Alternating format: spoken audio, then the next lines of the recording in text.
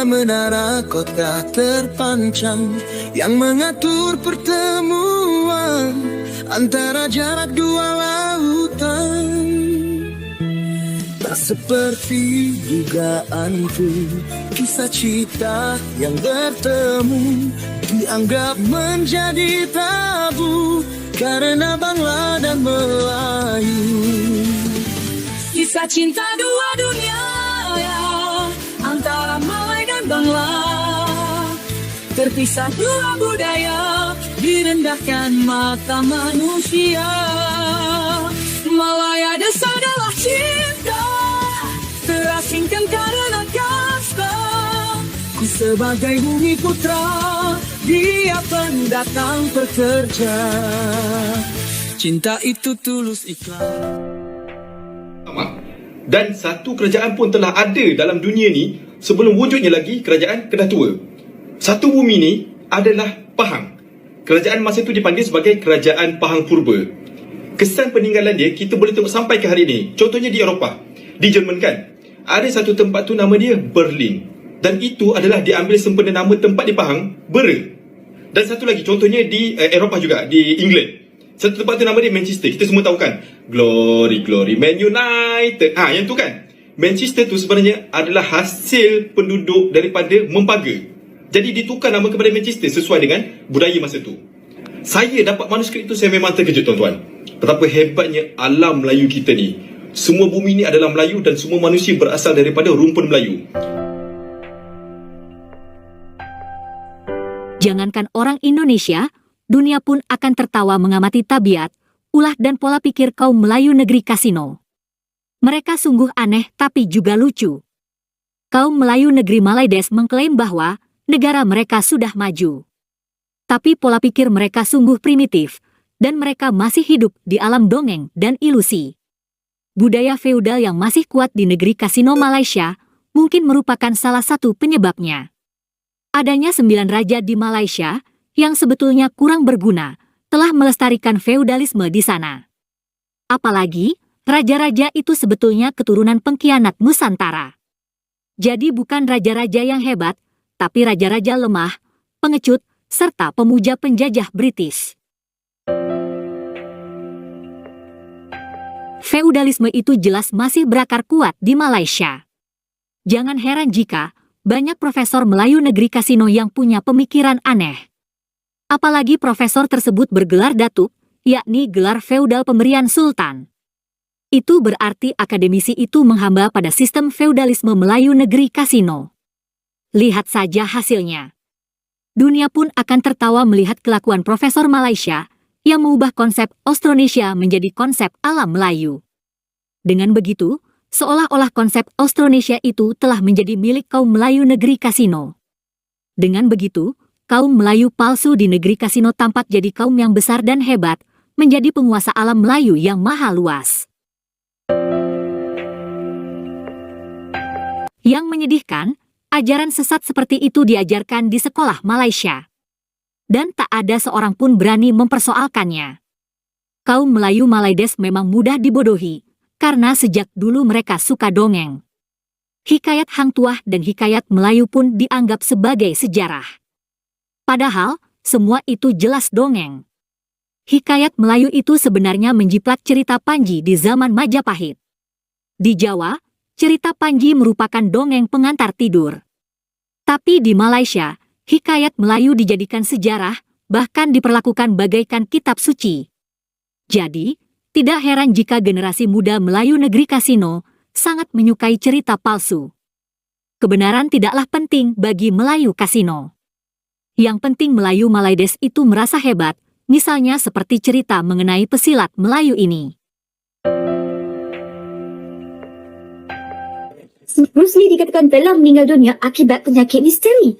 Ada yang cakap dia telah meninggal sebab kekalahan dengan Datuk Mio Abdul Rahman, iaitu seorang mahaguru seni silat gayung Malaysia. Dia juga merupakan anak murid kepada Datuk ni sendiri, iaitu Syed Zainal bin Syed Idris Al-Atas, yang hidup sezaman dengan Datuk Bahaman dan juga Mat Kilat. Dongeng mengenai pesilat Melayu tersebut sebenarnya menggambarkan tabiat sebenarnya kaum Melayu Malaysia. Mereka sebetulnya kaum yang kerdil, pengecut, dan dijajah oleh banyak bangsa. Nah, biar mereka tampak hebat, lalu dibikinlah banyak dongeng untuk menutupi kelemahannya. Dan hal itu terjadi sejak dahulu. Bahkan, hikayat Melayu yang dijadikan rujukan sejarah pun sebenarnya hanyalah dongeng atau hayalan. Tadi saya katakan itu identiti kebesaran Melayu, tak ada apa, ada Melayu. Ya, termasuk sejarawan yang mengaku diri sejarah. Dan hanya cek untuk hari itu sumber sejarah. Itu dongeng. Kebanyakan cerita dalam hikayat Tuhan itu diambil daripada sejarah Melayu, kena elaborated. Kena diambil daripada hikayat lain. Cerita Sultan Mansur Shah meminang Puteri Raden Galuh Chandra Kirana. Orang percaya ni, ya, Melaka ni hebat, pergi ke Jawa. Kerana Jawa tu kerajaan Majapahit yang terbesar di Asia Tenggara waktu itu. Di Melaka benar hebat juga. Tapi ini mitos saja. Tujuannya ialah melalui kisah lawatan ke Majapahit, pengarang sejarah ingin memperagakan kebesaran Raja Melaka. Dan dalam kisah inilah diperkenalkan nama, gelar, Hang Tuha dan Pangtok atau Pangtok. Lawatan ke Majapahit itu saya katakan fiction. Tadi saya dah uraikan apa makna mitos. Ini mitos, ini fiction. Lawatan itu tidak mungkin berlaku kerana Majapahit ketika pemerintahan Mansur Shah sedang dilanda perang saudara, civil wars, one after another. Tahun 1451, 1453-56 sebelum Mansur naik jadi raja. Majapahit pun tiada raja. 1466 sampai 1458. Ini Mansur Shah dah jadi raja. 1468 sampai 1474 dan 1478. Semuanya waktu-waktu ini menunjukkan perang saudara. Unrest di Majapahit. Masing-masing cuba menumbangkan raja yang ada sampai ada masanya tidak ada raja. Satu lagi yang pelik. Patih Gajah Mada dalam sejarah yang sebenar mati pada tahun 1364. Sedangkan Melaka dibuka sekitar 1400. Macam mana pula Gajah Mada? Sultan Mansur boleh jumpa Gajah Mada? Macam mana pula Gajah Mada? Sultan Mansur boleh jumpa Gajah Mada? Itulah kritikan Profesor Ahmad Adam mengenai kisah Hang Tuah yang dijadikan sejarah di negeri kasino. Selanjutnya marilah kita simak dongeng-dongeng baru yang diciptakan oleh para ulama dan profesor Melayu Malaysia. Betapa hebatnya kerajaan tamadun Melayu Islam kita dulu. Sebab bila saya dapat je manuskrip tu, saya terkejut. Sebab apa yang ditulis dalam manuskrip tu tidak ada dalam mana-mana catatan sejarah ataupun mana-mana kitab ulama. Dan satu kerajaan pun telah ada dalam dunia ni sebelum wujudnya lagi kerajaan Kedah Tua. Satu bumi ni adalah Pahang.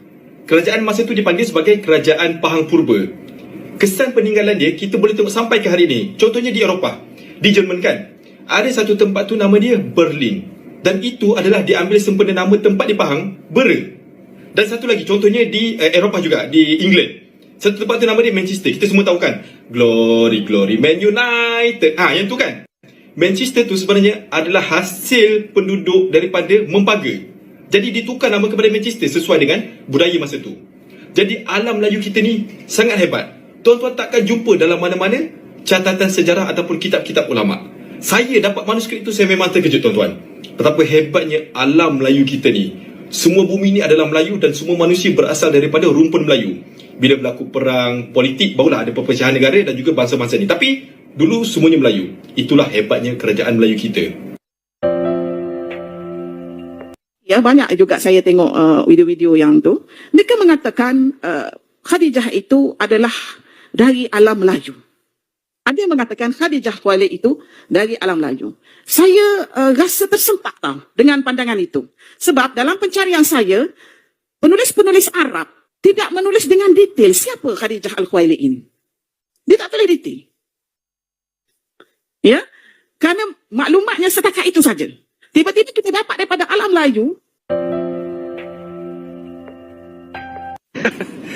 Hari ni ada seorang prof lah.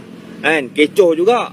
dia dakwa lah Siti Khadijah binti Khuwailid ni, isteri Nabi SAW, berasal daripada alam Melayu. Sebab apa? Sebab Siti Khadijah ni kaya. Kaya banyak mah. Mah di Arab ni mana ada? Mah banyak di tanah Melayu. Itu sebablah Siti Khadijah ni di alam Melayu. Persoalannya, betul ke di tanah Arab ni tak ada mah? Setahu aku negara Arab ni lah yang paling banyak mah. Di Mahduz Zahab dekat Madinah tu. Mah berlambak dekat situ. Lumbung mah telah beroperasi sejak 5,000 tahun yang lalu. Mai mana datang kata tak ada mah di negara Arab ni? Itu belumlah negara-negara Arab yang lain lagi. Aduh, hai, macam mana Khadijah berasal daripada alam Melayu. Lama-lama dia kata Nabi Muhammad pun alam Melayu juga mampu. Aduh, hai, pasal Khadijah dekat Kelantan tu ada.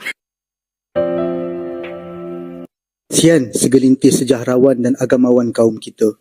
Terpaksa buat macam-macam cerita hanya nak menunjukkan kononnya kaum kita ini hebat. Dulu ada yang kata Bani Tamim tu kaum Melayu. Ada yang kata Nabi Adam turun kat Gunung Jerai. Dan tentera neraka yang ditunggu-tunggu Palestin untuk melawan Zionis tu pun sebenarnya tentera Malaysia. Dan macam-macam lagi lah kisah dongeng. Ingatkan, dah henti.